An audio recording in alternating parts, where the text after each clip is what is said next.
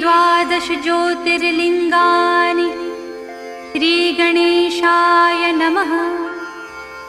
सौराष्ट्रे सोमनाथं च श्रीशैले मल्लिकार्जुनम् उज्जयिन्यां महाकालम् ओंकारं ममलेश्वरम् परल्यां वैद्यनाथं च डाकिन्यां भीमशङ्करम् सेतुबन्धे तु रामेशं नागेशं दारुकावने वाराणस्यां तु विश्वेशं त्र्यम्बकं गौतमीतटे हिमालये तु केदारं